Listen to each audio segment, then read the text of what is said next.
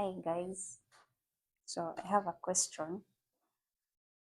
What lie have you been told in a relationship?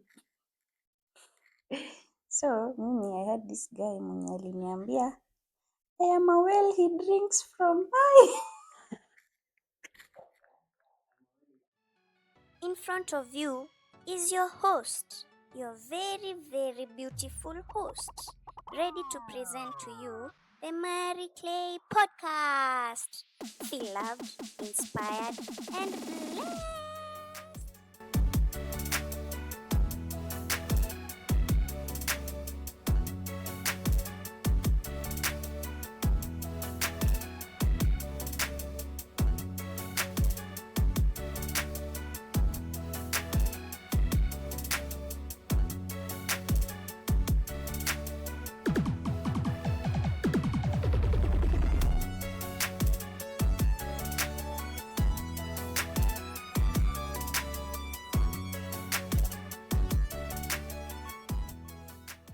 Welcome to another episode of the Miry Clay Podcast. My name is Praise Wendy.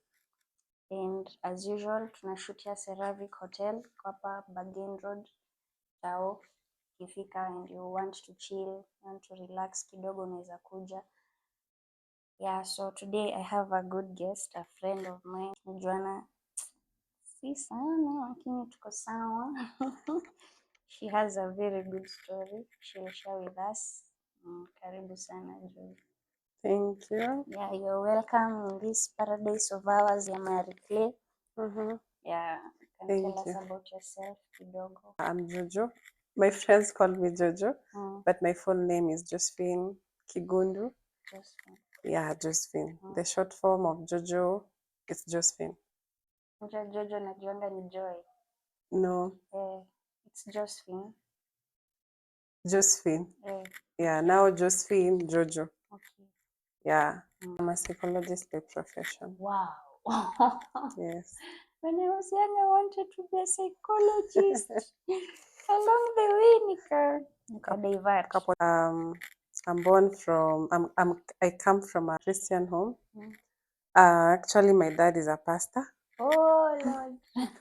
So, Pastor's kid. Nice. Yeah. Last born of 4 kids. Last born. Yeah. Ai, tuko na so many things in common bana. 2 girls, 2 boys. Hey, 2 girls, 3 boys, sisi.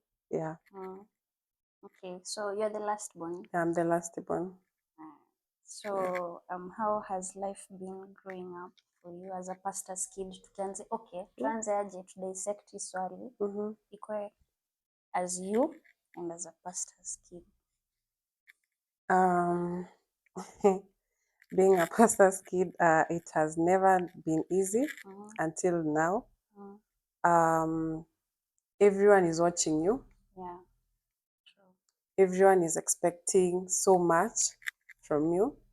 Let me start from my childhood, because for me, being born, I was born and I found myself, my dad preaching and my mom. So I knew I was born again. So for me, I knew being born again, ukizaliwa umeokoka, because nimezaliwa from a Christian family. Yeah, na umezaliwa mkienda church kila So for me, I knew I was born again. So I went to nursery as a normal kid. After there, primary. Primary, actually, I was a head girl. Yeah, I got it's called Ndimo Primary. Iko Nakuru. Yeah, it's in Nakuru. I got an opportunity to be a head girl, and I thank God. Leadership started. Was it easy? No, it was not. It was not easy, but I thank God. His grace was sufficient. From there, I wanted to go to boarding school, high school, but being a last born, Boarding. Yeah, unaambiwa enda form 1, and then after form 1 we'll take you to boarding. So for me, I went to a high school called St. Joseph, Kari Lanet. Boarding. No, Day. at this school. So form 1, I was a prefect. Form 2, Sawa, leadership imekufuata. yeah. Form 2, third term assistant head girl. Oh, nice. Form 3 now is where you select now the head girl, because the form 4s are leaving. So I was selected as the head girl in high school. in high school. St. Joseph's was a mixed school. Yeah, it was a mixed school. There I got lost somewhere along the way. Before we get there, like growing up, primary, secondary, of course, umeniambia, because you were born in a Christian home. Yeah. It was like you were born again from birth. Yes. But sasa, did you know God? Yeah, I did. From home. From home. Because we had a rule in our home, a culture. Let me say a culture. We used to pray in the evening. Together as a family. As a family. And for me, I used to be, nina Unahepa. hepa. So I knew we used to pray at 9. So I make sure I've eaten so fast. Umelala. Na hepa. Go to sleep. My mom is just watching me. Tazama kutoka mbali. So anacha tu niende nilale. After they are finished, everyone has finished, nakuja naamshwa. Nakuja naamshwa vizuri sana. Nikikataa kuamshwa, African parent, yeah. So naamshwa, we pray. So until it's stuck. Yeah, it was now a culture. It was a culture. So we used to pray in the morning and before we went to school, and now in the evening. So I thank God it was the Christian foundation. I was raised in a Christian foundation, and yes, I thank God. Nice. So umefika high school and then umekuwa head girl alafu ukapotea kidogo. Yeah, so me coming to know Christ, I guess it was Form 2. Form 2 ndo you had an encounter with God. Yeah. How was the encounter? Okay, we were in church, and I remember, okay, let me go back. My parents used to serve a church. I won't mention the name. Church. They were very committed. I would say very, very committed. And I saw my dad working so very hard For the church. for the ministry and all that, and serving. But a point reached, he was told to step down. There were some issues which were false. And that thing really broke me and broke everyone, my siblings, my mom. It was so sad because this is someone I've seen. I remember in primary, a friend of mine, because my dad used to go sleep in church because the church was being built. So alikuwa anaenda ni kama kulinda vitu zisibiwe, Yeah. So I remember a friend of mine in school telling me, hey, kwani babako anakuanga watchman? That point until today, I've never forgotten it. And I really cried. I'm telling you, I went home, I cried. Hey, I cried. You told your dad? No, I didn't. I did not, because I was like, hata ikuniringa ati nitasema. But that thing, iliniuma sana, And then in primary, people used to mock me, sasa unafanya hivi na wewe ni mtoto wa pastor, So I used to make sure I've done things right, because I used to feel like manze nikiweza mess, already. Yeah. So after he was told to step down, and this is a ministry he has started from scratch. He built it until it became a church, a bigger one. He was there from when it was nothing. Yeah, So he was told to step down, and now I'm in Form 1. That thing broke me. I remember I cried. That thing almost made my dad go to depression. Because now he's not going to church anymore. Yeah. So, and you guys as a family, yeah, mko home. To go home. My siblings were in boarding, so I was the only one at home. So my dad was just at home, not going to church. My mom got another church, and she started going. For me, even me, a church that was nearby, I really loved the church because the youth were my friends. So I used to go there. But my dad now, he's frustrated. He's at home. Yeah. And we are coming home. We are finding him. He had many books, reading every day. Is just there, reading. But because I knew how to pray, I used to pray and tell God, please heal my dad. So we after them, I guess he became okay now, and God healed his yeah, dad. and we got another church. He started going to another ministry, which took him in, and now he became a pastor there again. So now this time, I guess is the time now I started having a relationship with God. Now I'm informed too. And I remember we had a youth conference, and this pastor asked, nyinyi wote mmeokoka? And for me, I said yes, because manze, nimelelewa kwa familia ya upasta, unaniambia aje sasa? You know, so for me, I used to know that nimezaliwa nikiwa nimeokoka. That was my perception. Yeah, true. Akaniuliza, they used to call me Ngesh. When were you? When did you give your life to Christ? And I was like, to be honest, I don't know, but mi najua nilizaliwa nikiwa nimeokoka because my dad, you know, mi sijui sherehe, najua tu kuserve God, kutokea Sunday school, teens, you know. Akacheka. So she started explaining now about giving salvation, what it means, how you should give your life to Christ and all that. And now I was like, I want to give my life to Christ. I gave my life to Christ. She led me. And I was happy. Yeah. And I remember there was this thing, I used to see people talking in tongues. Me, I used to copy. Desire. Yeah, I used to copy. Hiyo kitu inakuanga. I used to see it like something, it's fun, kama drama, you know. Mtu anaongea and I'm like, alafu I used to see people being filled, nacheka. Na niko church, you know, mi ni mtoto wa pastor but nacheka chini ya maji. But afu nashangaa ni watu wanaanguka kwa nini?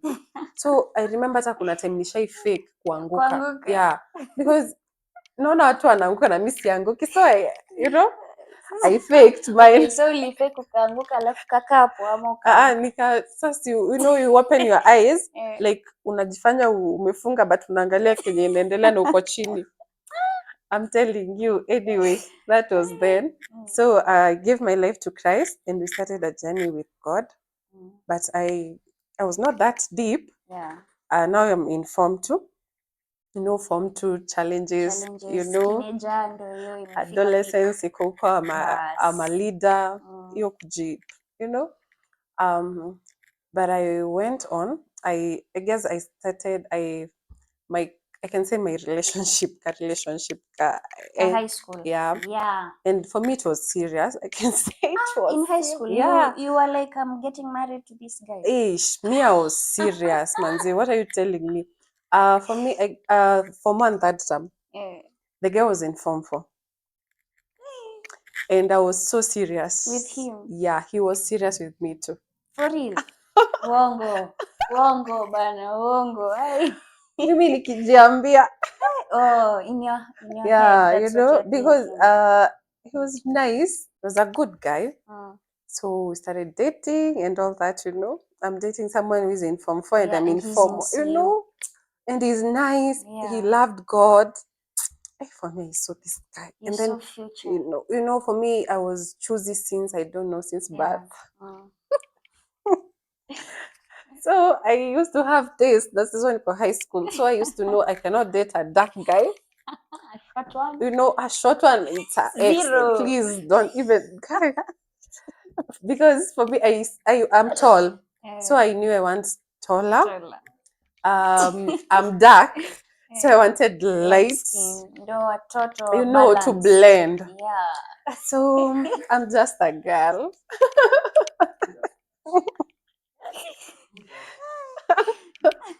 So the relationship went on very well. For how long? Okay. I'm coming. Okay. So I finished Form 4. Something happened in my life that changed my life completely. I lost my mom. What happened to her? It was January, still very fresh. Fresh. It was January 13th, 2017. She had an accident. And mind you, I'm born in January. My birthday is 14th. What? And she died on 13th. She didn't die immediately. Yeah. She fought. She was a fighter. She was a wonderful woman. She was your friend. You She were was friends with my. your mom. Let me tell you, I was not even close with my dad. I won't lie. But your mom. I was so close with my mom, very, because my dad was busy with ministry. Yeah. So I'm being left with mom. So, Form 4, mom passed. She was a businesswoman, so she was going to pick her things to go sell. And mind you, she has told me 14 is my birthday. Don't forget, I remember very well.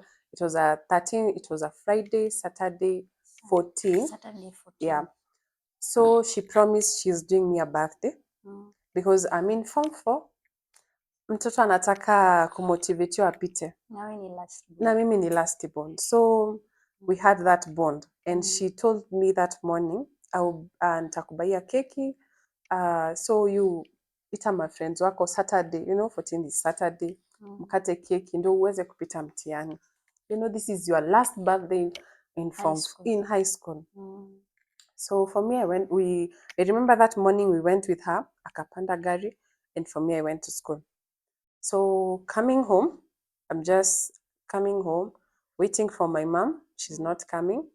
And a neighbor comes and she asked me, is your dad around? I told the neighbor, no, he has not come.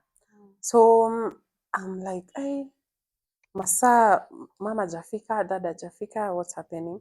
So my dad came around 8. Yeah. Yeah. You are not in communication with your mom? No, I called, but my dad told me I'm coming. So I waited. And for me, I was this girl that I've been raised in a Christian family. I used to know nothing bad can happen to you guys. To you, because you to serve us, God. And then I really trusted God. I really trusted the God that my mom served.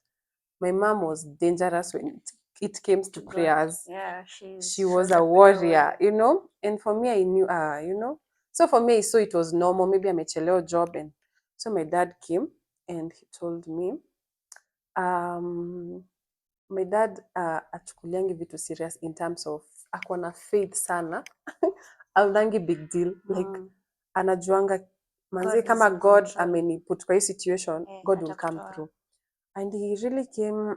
That time he was not that disturbed, but he told me mom was involved in an accident, and I was like, what?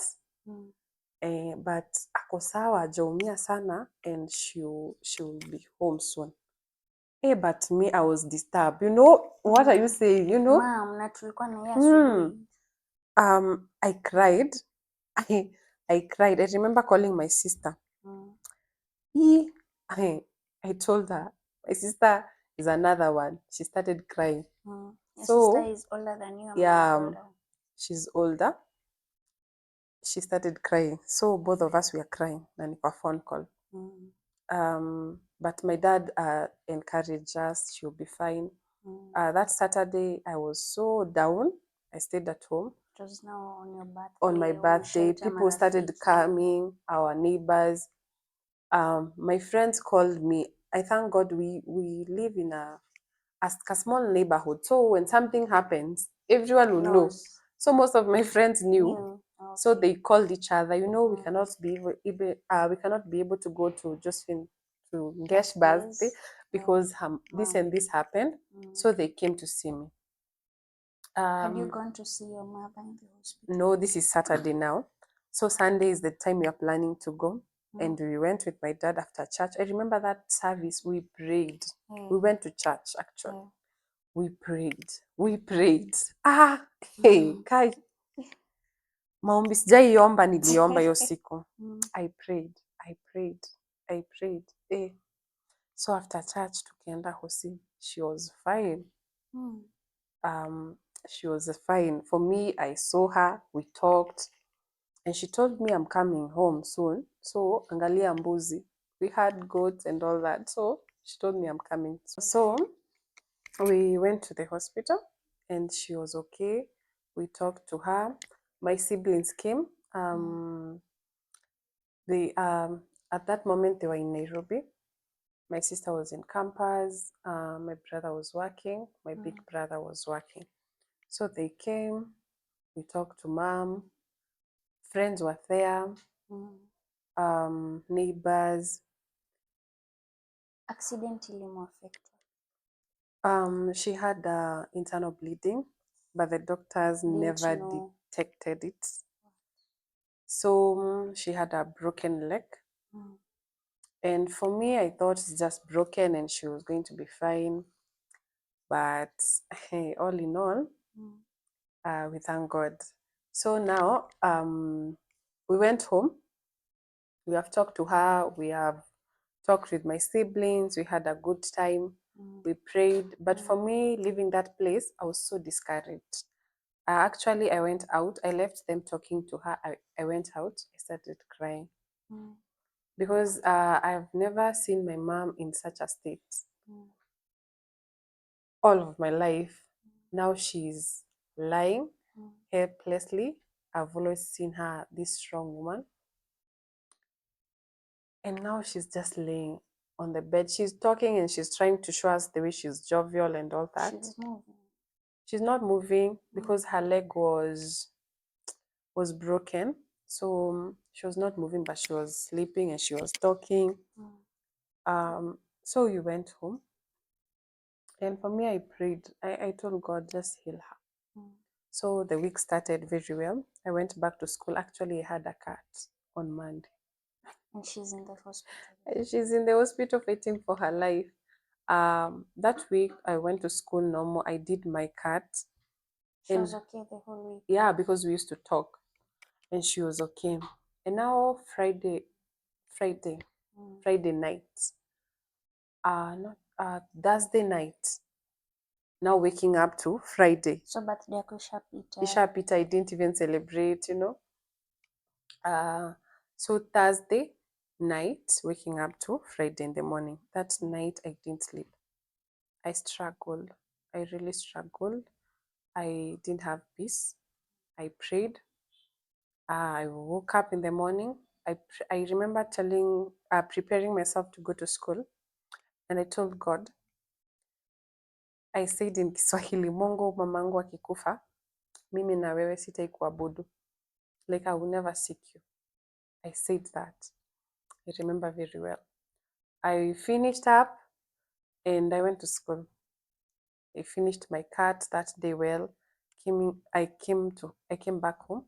I remember before I reached home, I saw cars. In your home? Yeah. In your homestead? Yeah. And I was happy because for me in my mind, I was like, she's back. I remember telling a neighbor, we met with her, and I asked her, wow, kwani mamangu ametoka hosi? And she was like, what? Hakuongea.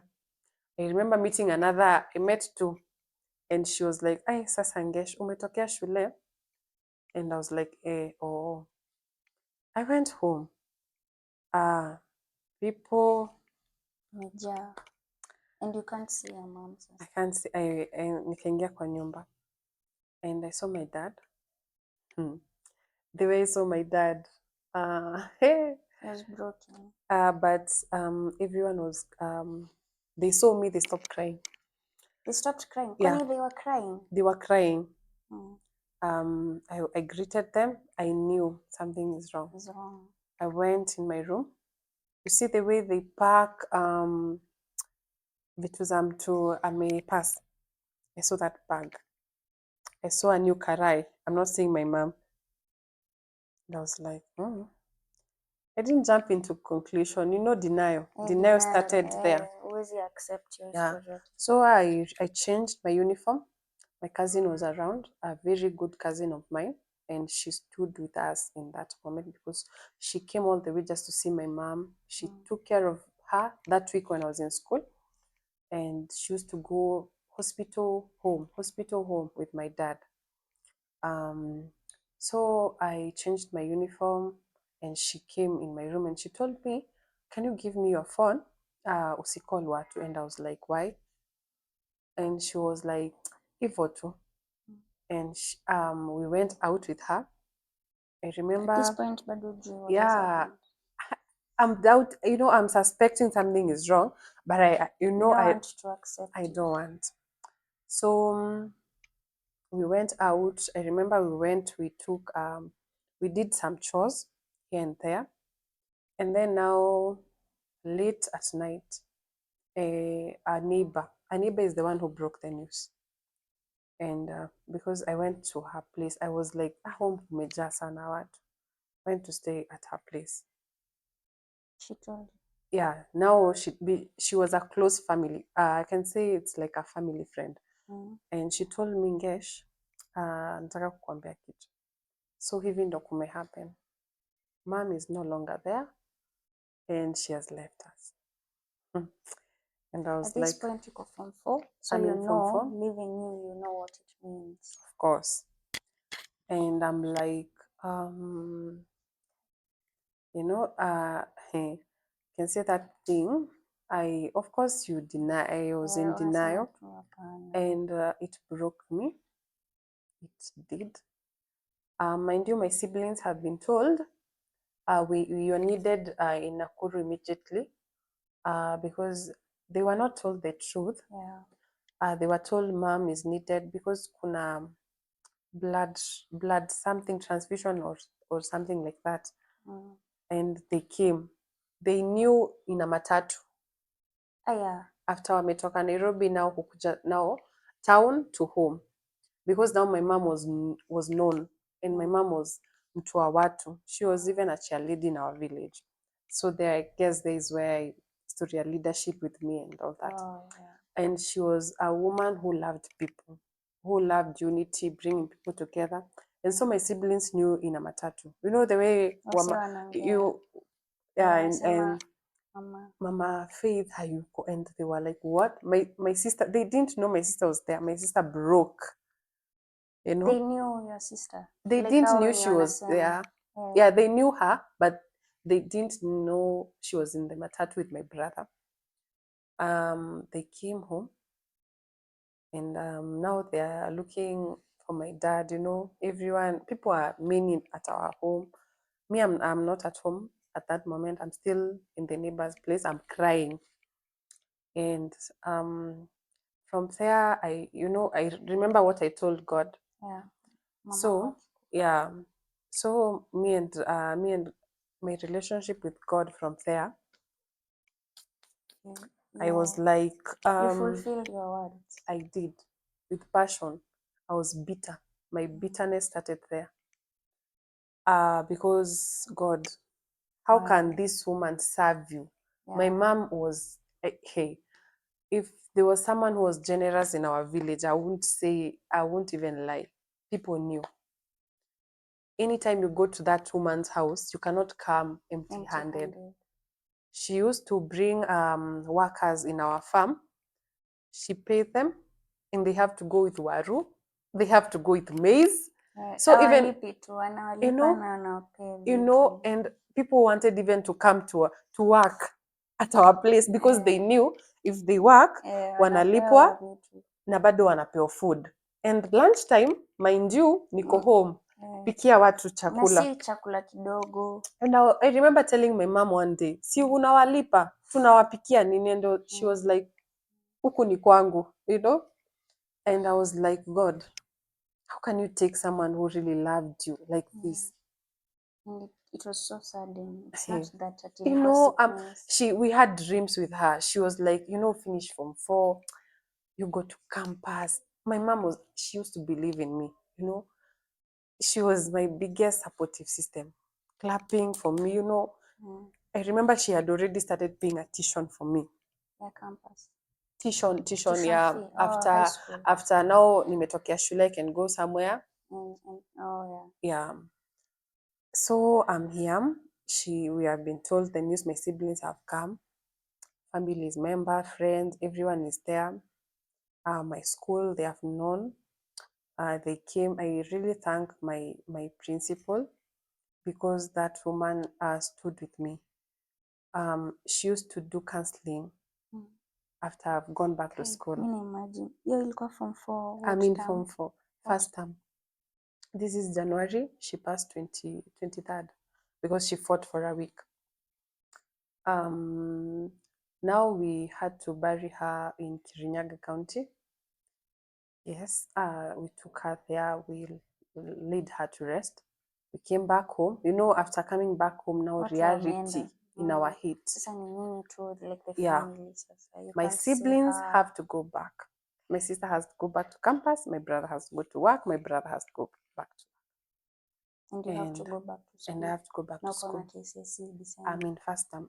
Hiyo hata hakuna break. I have to go back to school. I'm telling you, I used to come home every day cry. Every day. Because okay, naelewa venye ulikuwa unasema your dad was busy with ministry and it was your mom was there. Yeah. Na wengine wote wako shule, your sister ako shule, your brother ako job. So ni wewe tuna mom. Now you're coming back and she's not there. My dad, I guess that time now he was there. I thank God for him so much. He was available. He was around. I used to come home and I find some chores are done and she has already then prepared dinner and all that. And this is where we started bonding with my dad. My dad became my best friend. So life continued. School, home, crying every day. I remember a day I served 3 plates because you know served even your mom. Even my mom, and I brought them on the table and my dad looked at me and he was like, he didn't even have words to tell me. I didn't eat that food. I went in my bedroom. I cried. So life went on. I did my exams. By the grace of God, I finished. I didn't perform the way I expected, but I thank God I was able to join finished and join a college. But before I joined a college, I went. I didn't want to stay home, so at home, so I looked for work. My first job was teaching. You got a job? Yeah, I got a job. Form 4 fresh, you know. I got a job teaching from a neighboring school. After there, I taught, I guess so this is 2018, the whole of 2018 I taught. And my first salary was 4,000. Per month? Per month? Per month. Wewe wacha bana. Serious. My first salary was 4,000. 4,000. That's a testimony. Wewe nimetoka mbali. 4,000.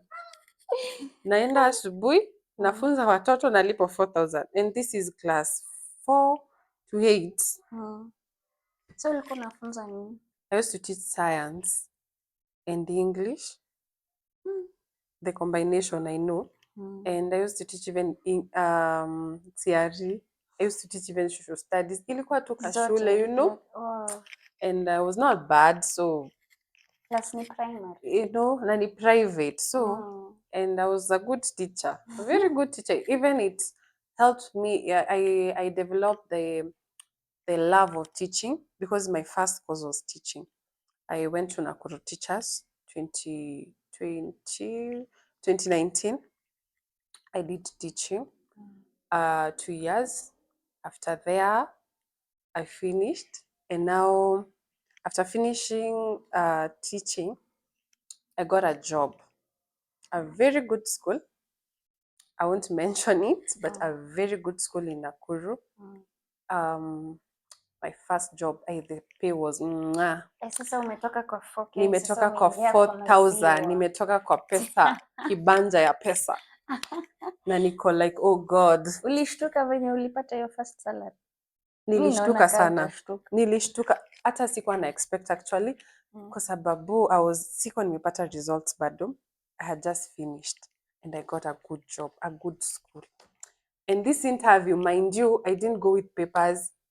Interview nilienda kama nimesimama. The funny thing. Because for me, my friend called me.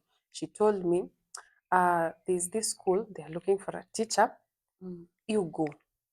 And for me, I'm telling you, sikuenda na kitu. I went back to school full time. And now this relationship ikaanza kuwa each. After 1.5 years. Yeah. The guy used to call in the morning, saa 4, saa 7, saa 10 jioni. The guy is not calling a whole day. Because now yeye ndiye ameacha job. You know, your colleagues. He's not calling. Maybe he was angry at you. Alikuwa na si anga because alijua si mimi kutaka kuacha job nimeachishwa. Actually he was angry, alikuwa anataka hata kuquit. Alikuwa angry na the management because the management ndio you know. So nikakubali vile kumefanyika. I'm piling up things. So after there I went to school full time. Psychology. Yeah, counseling and psychology. I was not a happy girl. I used to be gloomy every time. Ningepatana na wewe mimi nimefura. Nashangaa you know, I used to wonder why people wanna smile nini. I felt like I was so angry then at the world because I felt like I've been through a lot at a young age. 17, losing my mom. Since 2017, things have been, you know, chaotic, frustrations of life, and I'm like, God, you know, I'm the one experiencing all these things because my siblings are far. The house burning, I'm telling you, that one really broke me because we had to leave kwa homestead a neighbor for like a week until we built a temporary home. And I was like, God, you know, kijiji munaongelea story, you know, the villagers are like our lirogo. You know, because how can you explain all these things? Things are happening at this family, like juzi tu their mama may pass and then the house burning, room ya babangu ikuchomeka, and people are like, hey, you know, but at least they knew we are serving God. And after there, now school full time, I had to relocate back home. I had to go back home. So in a relationship that was too good to be true, I called the guy. I remember I was doubting him, and because this person used to call now and then, he's not calling. I asked him what is the problem, issues, and a little drama. I remember kuna siku kunitext and going online, I'm finding him flirting with the ex. Nimewambia fear men, guys. I have told you. And I'm telling you, I was so angry, and I told him, my friend, I'm done. You guys deserve each other. I'm so done with this relationship. So kijana wenyewe nikamwacha. Mimi saying that it's over, I thought the guy would follow me. I'm telling you, I didn't say it because I wanted to leave. I said it because I thought the guy would chase me. I'm so done. I'm leaving, guys. I'm out. I'm Please leaving. stay. Stop it. Don't beg me. Please stay. Don't beg me. Please stay. Don't beg me. To my surprise, weeks turns to month, month and year. And I'm telling you, hey, nilikuwa nalia.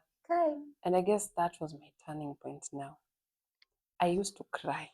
I used to tell God, change turudiane. You know, because I felt I've really invested so much in this relationship. The fact that I've told this guy everything about my family, what I've gone through. I've never shared even with my dad. You know, I've never shared with anyone what I've gone through. And this is one person I felt he gave me his ears. He was there. You know, I remember I told him about losing my mom, and the guy told me, you know what? My mom will now be your mom. Do you know those words, what they mean. Kai. Eh? Hey, I'm telling you, I loved the guy. But all in all, I thank God because after I told him we are so done, he didn't come looking for me, and I thank God he never. That was now God rescuing me from that relationship. Yeah. Kai, so were you able to fall in love ever again? No. Hiyo ni mbaya hiyo. Why? So after this, I started now the journey with Christ. I started now seeing and say, Intentionally yeah. now. But sasa si you remember when you lost your mom, you were bitter with God. I was so bitter. I used to touch things and they fall. Like I was so angry, you know. I was so angry with everything. Napatana na kitu na crash. Yani I was so angry with life. Manze, mbona nimepitia hivi? My friends, you know, I remember that friend I was looking up to. Like we can say we are so close. Yeah, anaishi maisha poa, ako na boyfriend poa. Sasa I'm looking at my life and I'm like 17. Hiyo time ndo dem anataka kutoka. I'm still trying to know myself. I want to find life for me. But mimi lazima nitoke shule mapema nikuje niangalie mbuzi, nikuje nipike. At 17, it was too much. So after you began an intentional walk with God, how was it? He healed your heart. He did. And I'm telling you, before even that, I remember after 3 months, I called the guy. And you know what he told me? I'll call you. I'm calling you back. I'm calling you back. He didn't call me back. I did that like twice. And I was like, nini ina chase? Nini ina chase? And so I stopped. I told God now. I remember now I've started a journey with God. And I asked God, is this even my husband? You know, because for me, I was still holding on. At that time, to my channel, I was still holding on to the guy. Because the way I've said, I felt I've really invested so much. You know, this is someone I saw a future with, someone we have talked with, we have dreams. And I remember now God confirming. He talked to me 3 times. Hata mimi nimeongelea. And the Holy Spirit was so clear with me that I had even the name of the guy. He's not your husband. He's not your husband. For real? 3 times. And then you had the name of the man that should marry you. No. But I was so, God, the Holy Spirit was so clear because I guess aliona na fall kwa ditch because I was still holding on. I was still, you know, even in my prayers, I'm mentioning the guy, you know, and I didn't want to lose. And later I came to realize I was looking for my mom in people, you know. This one loved me and I felt like, manze, it's like my mom. I don't know. I don't know if it's making sense. It is. But I felt this one really had my back because manze, this guy, I can see he had my back. And I felt, manze, I don't want to lose this. Where will I find someone again? Again, you know, what's your zero, you favorite know, color? I didn't want that. What do you hate? So after now, I got that conviction. I started now telling God to heal me. And it was not easy because nishazoea kupigiwa, nishazoea kupata text. I'm not finding any text. No one is talking. He was like my friend. He was the only one who used to call my phone. Sasa hakuna simu Simu dry, my friend, dry. Sahara Desert. Dry. It went on, but God was faithful. I remember my turning point was church, KSF. It was a youth conference. Pastor T was preaching. I cried. I cried to God. I cried to God. From there, I guess I felt something. A weight has been offloaded. Wow. And I felt like I've vomited something. And from that time, I'm telling you, that's where my healing journey started. I started now reading the word. I started being intentionally. I rededicated my life back to Christ, 2022. I started now telling God and trusting God with everything in me. You know, every being.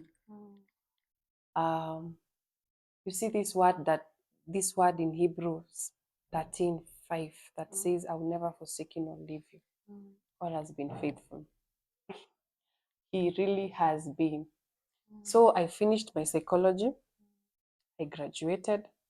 After there, I told God, I don't want to get in another relationship. And I'm telling you, God has kept that word. You know, that thing that you tell God, I don't want to be attached. I remember telling God very clear, Why is your life like mine? God, please help me not to get attached with another man If he's not your my man. husband. And I'm telling you, they have come. And gone. Mhm. They have come. They have. And the funny thing, I've not been attached. And I thank God. And you know, back in my mind, I'm like, I want to date. But then when I go back, nearly, we made a covenant with God. Do not allow me to get into a relationship, you know, to with be even someone who is not attached with anyone if he's not my husband. And I'm like, hey man, Zena, nimekaa single since 2022. You know, since 2022, January, March, because we broke up with a guy March. So you can count 2022, 2023, 2024. No dating. I remember I almost entered in a relationship again. And this guy was so nice. Sasa huyu ameokoka. Father Lord. Father Lord has answered your prayer. And we were so close with the guy because this one introduced me. He was a part of my healing journey. Oh, nice. I forgot to say that. He introduced me in this culture of reading books. Reading these books that motivates you, purity. And I was like, I've been looking for such person, you know? And it almost led there. But again, I told God, do not allow. Please. And the conviction was, you're not yet ready. I'm still dealing with the heart. I told the guy. The guy was, okay, I'll be patient. He waited. Now 2024, he came again. And he was like, I guess now, I'm telling you, I was almost giving this guy a chance until he did something. You see this thing where people post and they hide you? He did that. And a friend of mine had the number of the guy. And I was almost, because I remember it was 2023, tunaruka mwaka 2024. Yeah. And I was like, God, thank you. Alikuwa amepost mtu mwingine. With good captions. Hey, my Lord. The explanation, I can say he told me, it almost made sense. It almost didn't make sense. But I thank God. I really thank God. Until now, I have been able to find now my purpose. Now you know yourself. I know what I'm called for. Relationship with God. I know what where I'm headed. And I'm not even, in a rush to street date or something, because I think when God is dealing the heart, I'm telling you, God has worked on me. I was a girl who was so angry with life, so bitter, because I used to feel like, manze, life is so unfair kwangu aje. I'm just left, I'm just me and my dad, even at this moment. And I'm telling you, we are so close. We are good friends. We are good buddies with my dad. But I was like, manze, God, we have gone through so much. And now we are reaping. Especially my sister did a wedding, a very beautiful wedding. And my mom was looking forward for that. She was not there. That day I cried. In my sister's wedding, I cried. I was like, God, my mom could be here, After that, my brother got married this December. Last year. Yeah. Last 2024. It was a beautiful wedding, and now I'm seeing the goodness of God, the faithfulness of God in my family, and I'm like, God, He's restoring. He's restoring everything. Even the peace, the love. The peace. The house that got burned, God replaced it with a very beautiful home. Wow. Ish. I'm proud. We have a very beautiful home. Wow. And God restored everything. You see that word that says, the years that were eaten the locusts, he will restore. 7 times. He is faithful. He has done that to my family. And he's still doing it. Amen. You see this word that says, when Joseph was like, you intend it, he told his brothers, you intend it for evil, but God has done it for my good. For me, God has done it for my good.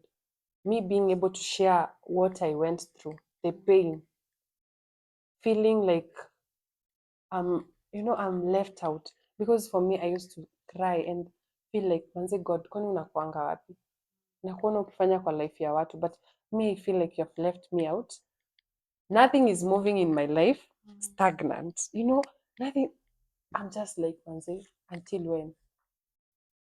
But I really thank God. He saved you. Now you can confidently say that you were picked from Omar. Hey, for me, I can. Yako hata ilikuwa matope, simiti. Kabisa, and I don't know even what to say.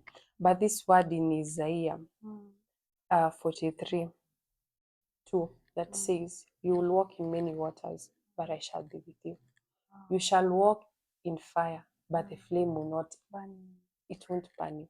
So that means as a Christian, you will walk through things. You go through things. You go through pain. You go through, but God is faithful to pick you. He has said he will never leave you. And for me, he has never left me. But at some point, I felt like he has left me. And I really thank God. I'm telling you, I was a bitter person. Kama ni yeye ametoa hiyo bitterness basi. Even the guy who I used to date, I can say that guy was patient with me. Because nilikuwa naamka siongei na mtu. I used to be, because nimepile vitu. Simongeleshi the whole day. From nowhere. Na create drama, But I really thank God. God has really worked. I'm work in progress. I'm not yet fully, but I'm somewhere. By the grace of God, I'm somewhere. He has really been good. Manze tukae tu kwa God. And being able to find my purpose as a lady, as a girl, it's amazing. I'm nurturing girls by the grace of God. You have a foundation? No, it's not a foundation. It's a group. Where I'm bringing women together, just helping them to know their purpose, to know they're called for greatness. Do not allow. Nataka kujoin your group afanye. Tunaweza kutafuta. We are still. Asipewe namba hapo. Bado you're still establishing. I'm still establishing, but it's going to be. I'm telling you, the future is brighter.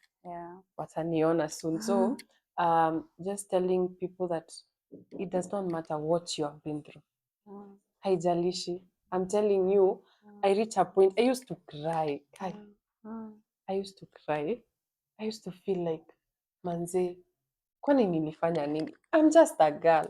Mtoto wa 17 years vitu anapitia ni kama mtu wako 30, And you're forced to live like a 30-year-old. I'm telling you, I had to be responsible at that age. By force, by fire. Singeenda mabashka watu wengine. Because nilikuwa najua 6 mbuzi zinafaa kuchukuliwa. Wewe huwezi enda sherehe. Hiyo 6 yenye watu wanaenda sherehe, wewe mbuzi zinakungoja. Manze, nafaku. I'm telling you, nilikuwa na feel. I used to tell a friend of mine, if the first guy was serious, kabisa mimi ningehepa kwetu. For real, I could have run. I used to feel like neza escape tu, niende tu far from afu, nitarudi tu kwenye nitafeel niko sawa. But I thank God that guy was not serious with me. Because mimi sijui, I tell my friends, manze mimi kama si God, mimi sisi ningekuwa married. Ningepata tu kamwanya mtu ako serious kabisa, Because ingekuwa marriage that is pleasing to God. Of course. Kwa sababu I felt most girls wana feeling marriage is an escape. It's not an escape. And then mimi I thank God nilikuwa najipenda. Mimi kusafa. Wewe naogopa. Soft life maneno. Mimi na soft life tuko hivi. So, I used to imagine niende niolewe. Niteseke. Acha nikae kwa babangu. Na nakula na ninashiba na unalala kwa place poa iko na amani. Sasa nilikuwa na imagine tu incident, alafu vile kulikuwa na tu story, mtu anateswa, sijui anachapwa. My friend, acha nikae kwa babangu. So I can just to encourage people or just to tell someone, Especially someone who is maybe a bitter and they are in that especially bitter place. with life, heal. Maybe wame The first thing, heal. You know, when we go through things, we live in denial. We don't accept. For me, ungeniambia niko na issues, singeikubali. Until now, I started having a relationship with God. Now God start exposing here and there, here, you know, and heal first. But first, you have to have a relationship with God. I used to think nimezaliwa kama nimeokoka, you know, but you have to have a relationship with God. I came to realize my dad ati ameokoka. I want to go to heaven with him. He will give his own account. I will give my own account. So I came to realize that this salvation is personal. And I'm telling you, if there was someone who had freedom, is me. Because my dad, Amanda, maybe heaven's gate 2 weeks. I'm alone at home. So if I wanted to do anything, you know, I had the freedom. I'm telling you, if there's someone who had freedom, it's me. Up to date. My dad reached a point he trusted me fully. You know, mzazi tu ako confident that you cannot mess. He has prayed for you enough and he believes the God that he serves will protect you. And I'm telling you, God has protected me. He has kept me and I know he's doing a beautiful thing in your life. The good is yet to come, you know. And I don't know, but what I can tell people, this God is amazing. He is, at some point we feel like, hey manze, story ya salvation ni si rahisi. Usiwaidanganywa na mtu. You know? Tutafanya round table na my weird friends. You know, it's not easy, but I'm telling you, it's a journey that it has fruits and good ones. And for me, finishing up, God has been good. God has been gracious. I've seen him restoring everything. He has wiped away your tears. Away all my tears. I can say not bado zinajibiwa moja kwa moja, but you know, saizi people in our village, they are like, be like that family. Wow. You know, the family that they thought this one, wameisha. They counted us out because, my friend, we have suffered in that village. I remember even a time my dad wanted to move kabisa completely. Tuuze twende. But I told him one thing. Dad, hapa kwenye tumelilia machozi, Mungu atatubarikia hapa. And that I've seen those words coming to pass. Wow. Yes. Hey, Mazi, thank you so much. Hata kwa kukubali kushare story yako. Yeah. I am hoping and praying that kama uko hapo and you're going through grief, you're going through pain, whatever it is that you're going through, may God heal you. May he restore sevenfold. Like there's a testimony here already. So like asante sana Jojo. I am very very grateful. Mazika kungekuwa na prize ningekupea because it's not easy even Yeah, to talk about it's not. all that. But I really thank God because I've healed. Because I thought I would cry. I used to tell people and cry. But me sharing, I've never shared. This is my first time sharing about my mom. I've never shared. Most of my friends, I'm telling you, they didn't know that I lost my mom. I know it will be a surprise to many because I'm this girl. I don't talk about it. But now I guess I have to talk about it so that people can be helped. And to a point that God has restored. You know, he's faithful. He keeps his promises. He keeps his covenants to his children. Yeah, and to the fact that I've never been able to celebrate my birthday because I was traumatized. From that didn't I remember I celebrated it just once and it was bad. But now my birthday is next week actually. Yes. And I'm celebrating it. Yeah. This time I told myself, you know what? I'm getting out and I'm going to celebrate that birthday. Amen. Because manze, now it's almost 8 years since my mom left, and God has kept us. God has been really faithful. Hatujai lack. Sijai kosa school fees. You know, I've even done more and I thank God. Amen. Yes. Thank you. Hapa tunaweza ongea mpaka kesho. Hata mimi sisikii kumaliza actually. Na feel tu ni encourage watu niwaambia everything is possible with God and hakuna kitu ngumu. Kwanza ladies, msijiangushe. Let me tell you girls, you have all it takes to become anything you want. Yes. For me, I thought just losing a mom, as girls, we need our mothers. And I thought I will not achieve whatever I want to achieve because my mom is not around to take care of me. But I'm telling you, girls, you can become everything. Yeah.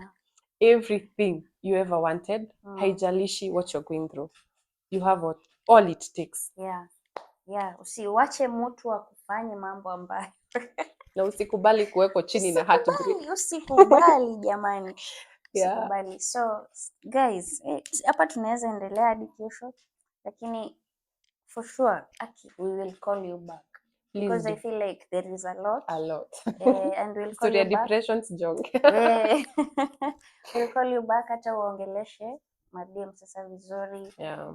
So watu kwa Spotify, by the way, we are in Spotify guys, thanks to my team. Okay, ukiwatch hii video na usikie you have been blessed. You have been blessed. You press the subscribe button, iko tu hapo chini. And it will do us well. Kama mtu anataka ku reach out kwako anaweza fanya nini? Tuweke namba. No, they will reach you tell me. Okay. You give them the details. I do psychology, actually I do counseling. Yes. So they'll reach out to me and then I'll forward them to you. Yeah.